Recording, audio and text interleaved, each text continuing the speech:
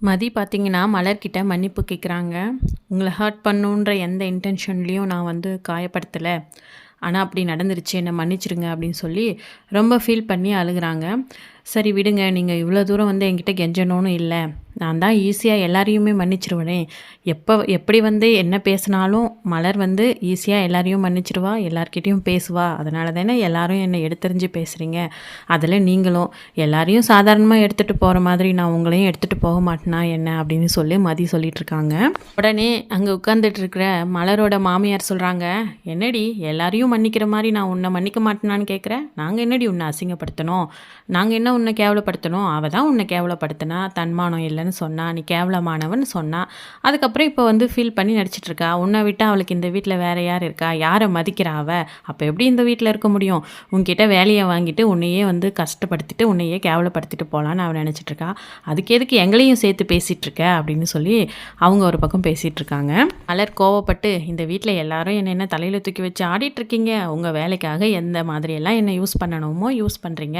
அதுக்கப்புறமா ஏதாவது ஒண்ணு சொல்லிட்டா, நான் பாட்டுக்கு என்னோட வேலைய பார்த்துட்டு போக போறேன்." அப்படிதான் மதியும் நெனச்சிருச்சு போல இருக்கு. இப்ப வந்து என்ட்ட வருத்தப்பட்டு ஃபீல் பண்ணுது. மதியாவது என்கிட்ட வந்து வருத்தப்பட்டு ஃபீல் பண்ணுது. "நீங்கலாம் என்ன ரொம்ப கேவலப்படுத்திட்டு வேலைய வாங்கிட்டு விட்டு தள்ளிட்டு தானே போயிட்டுருக்கீங்க." அப்படின்னு சொல்றாங்க. "என்னடி அவளோட சேர்ந்து சேர்ந்து என்னையவே இப்ப எதிர்த்து பேச ஆரம்பிச்சிட்டியா?" அப்படின்னு சொல்லி வீட்ல ஒரு பெரிய பிரச்சனையே கிளப்ப ஆரம்பிச்சுட்டாங்க. மலரோட மாமியார் சொல்லிட்டு இருக்காங்க, "இந்த வீட்ல சொல்ற பேச்ச கேட்டுக்கிட்டு வீட்டு வேலைய பார்த்துட்டு குடும்பத்துக்கு அடக்கமா இவ மட்டும் தான் இருந்தா. இந்த மதி வந்ததுலேருந்து பேசி பேசி அத பார்த்து பார்த்து இவளும் இப்ப தான் கொஞ்சம் கொஞ்சமா எதிர்த்து பேச ஆரம்பிச்சிட்ருக்கா. இன்னும் 2 பேரும் சேர்ந்து இந்த குடும்பத்த எங்கெல்லாம் கொண்டு போக போறீங்களோ தெரியல. என்னெல்லாம் பண்றீங்களோ பண்ணிக்கிட்டு இருங்க. ஆனா நீ இப்ப வந்து இனிமே போலீஸ் ஸ்டேஷன் போயிட்டு வந்ததுக்கப்புறமும் உன்னோட திமிர இங்க காட்டிக்கிட்டு இருக்கலான்னு மட்டும் நினைக்காத. உன்னோட இடம் என்னவோ அத தெரிஞ்சு இந்த வீட்ல எல்லாருக்கும் புடிச்ச மாரி நடக்கிறதுக்கு கத்துக்கோ. அதை விட்டுட்டு தேவையில்லாம வீட்ல இருக்கிறவங்கலாம் உன்னோட பக்கம் மாத்திக்கிட்டு, இங்க ஆட்டம் போட்டுட்டு இருக்கணும்னு மட்டும் நினைக்காத." அப்படின்னுலாம் வந்து ரொம்ப பயங்கரமா கோவப்பட்டு பேசுறாங்க. அடுத்த நாள் காலையிலேயே பார்த்தீங்கன்னா, தங்கராஜ் வந்து சுரேஷ்க்கு கால் பண்றாரு. கால் பண்ணி, "என்ன மாதிரியான சிச்சுவேஷன் எல்லாம் அங்க போயிட்டுருக்கு மாப்ள?" அப்படி சொல்லி கேட்டுட்ருக்காரு. "ஒண்ணுமே நடக்கல. அம்மா, அப்பா ஏற்கனவே கோவத்துல தான் இருக்காங்க. இவளும் அவங்கள மதிக்கிற மாரி தெரியல. அவ இஷ்டத்துக்கு ஏதாவது ஒண்ணு பண்ணிட்டுருக்கா. வீட்ல இருக்கிறவங்களும் ஏதாவது ஒண்ணு பேசிட்டுருக்காங்க. இதையெல்லாம் எப்போ முடிவுக்கு வரப்போதோ, இல்ல வருமானோ எனக்கு தெரியல மாமா." அப்படின்னு சொல்லிட்டுருக்காரு.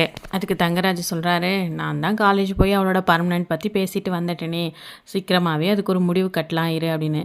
நைட்டு ரூமுக்குள்ளேருந்து வெளியே போய் நான் ப்ரிப்பேர் பண்ணுறேன்னு போய் வெளியே உட்காந்துட்ருக்கா. அவள்லாம் நம்ம சொல்கிற பேச்சை கேட்க போகிறான்னு நீங்கள் நினைக்கிறீங்களா? அதெல்லாம் இல்லை. வீட்டில் திரும்பவும் அதனால் ஒரு பிரச்சனை தான் வரப்போகுது அப்படின்னு. "நீ எப்படியாவது அவளை கன்வீனியன்ஸ் பண்ணி உன் பக்கம் இழுக்க பாரு." அப்படின்னு சொன்னால், "அவள் இதை பண்ணுவா அதை பண்ணுவான்னு நீயே ஷெட்யூல் போட்டு கொடுத்துட்ருக்கே. எப்படிடா உன்னோடலாம்?" அப்படின்னு சொல்லி தங்கராஜ் வந்து சுரேஷ்க்கு அட்வைஸ் பண்ணிகிட்ருக்காரு. இப்ப சுரேஷ் பார்த்தீங்கன்னா, எப்படியாவது இவள வந்து நம்ம சொல்ற பேச்ச கேட்குற மாரி நடக்க வைக்கணும். அதில முதல்ல இவளோட நம்ம ஃப்ரெண்டாவாவது பழகுவோம். அதுக்கப்புறமா கொஞ்சம் கொஞ்சமா இவள நம்ம வழிக்கு கொண்டு வருவோம். ஆனா, நாம போடுற பிளான் எல்லாம் இவகிட்ட செல்லுமான்னு தெரியல. சரி முயற்சி பண்ணி தான் பார்க்குவோம் அப்படின்னு சொல்லி காலையில எல்லாரும் ரெடி ஆயிட்டு இருக்காங்க.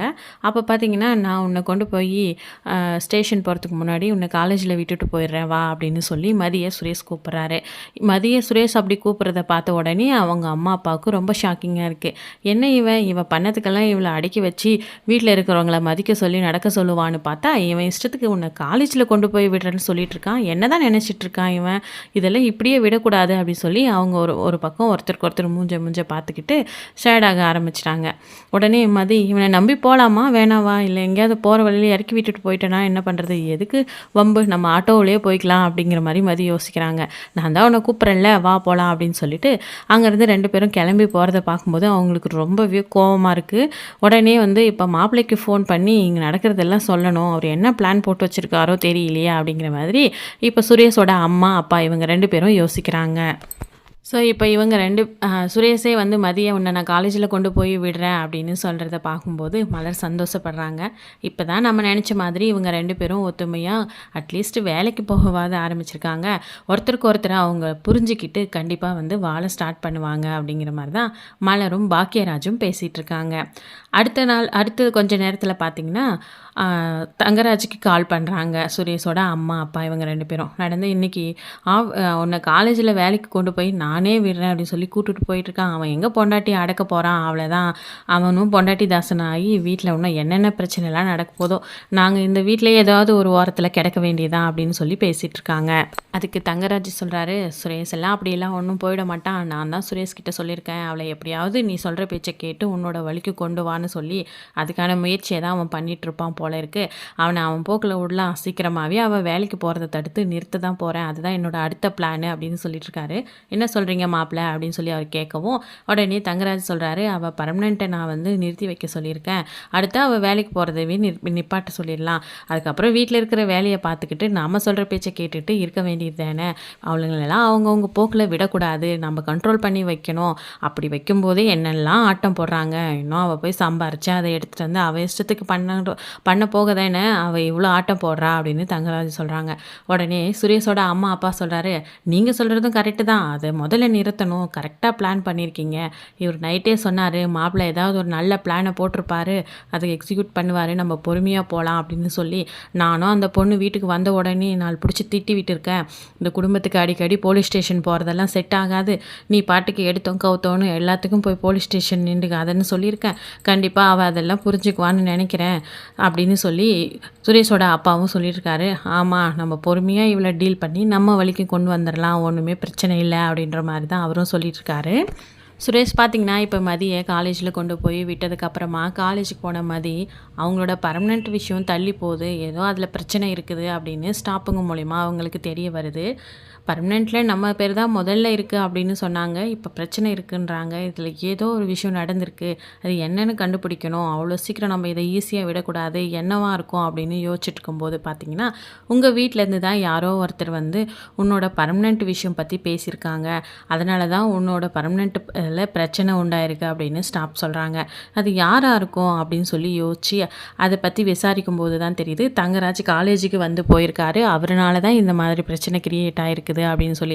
இதை பற்றி தெரிஞ்சுக்கின உடனே மதி ரொம்பவே ஷாக் ஆகுறாங்க, எவ்வளவு அவங்களுக்கு பிளான் இருக்குது பாரு, அதனால தான் காலேஜ் வந்து இதெல்லாமே எக்ஸிக்யூட் பண்ணிட்டுருக்காரு, என்னடா புதுசாக நம்ம மேலே இறக்கம் காட்டி இவர் நம்மளை காலேஜுக்கு கொண்டு வந்து விடுறாரே அப்படின்னு நாம் நினச்சோம், நம்ம வேலையை பறிக்கிறதுக்கே இவங்க ஒரு பெரிய பிளான் போட்டிருக்காங்களா, இதெல்லாம் சும்மா விடக்கூடாது அப்படி சொல்லி பயங்கரமாக டென்ஷன் ஆகுறாங்க மதி வீட்டுக்கு போய் சுரேஷ்கிட்ட இதை பற்றி கேட்டு சண்டை போடுற அளவுக்கு மதிக்கு பொறுமை இல்லை, அதனால் உடனே ஃபோன் பண்ணுறாங்க. மதியோட ஃபோன் காலை பார்த்ததும் இவன் என்னடா நமக்கு இந்த டைமில் ஃபோன் பண்ணுறா, இவெல்லாம் நமக்கு ஃபோன் பண்ண மாட்டாளே, சாதாரணமாக என்ன பிரச்சனையை கிளப்பி வச்சுருக்காளோ தெரியலையே அப்படின்னு சொல்லி ஃபோனை எடுக்கிறாங்க.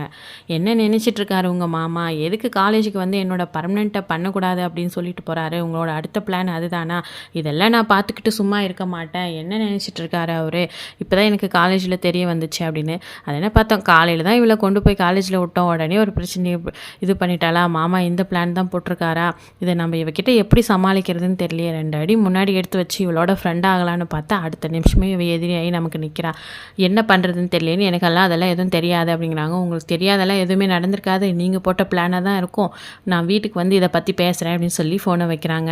அடுத்தெல்லாம் இன்னொன்று இந்த பிரச்சனை நடக்க போது எப்படி இதை சமாளிக்க போகிறோம் அப்படின்ற பயத்தில் தான் சுரேஷ் இருக்காரு. ஸோ வீட்டில் இன்னும் என்னென்னலாம் கலாட்டா நடக்க போகுது அப்படிங்கிறத வெயிட் பண்ணி பார்க்கலாம்.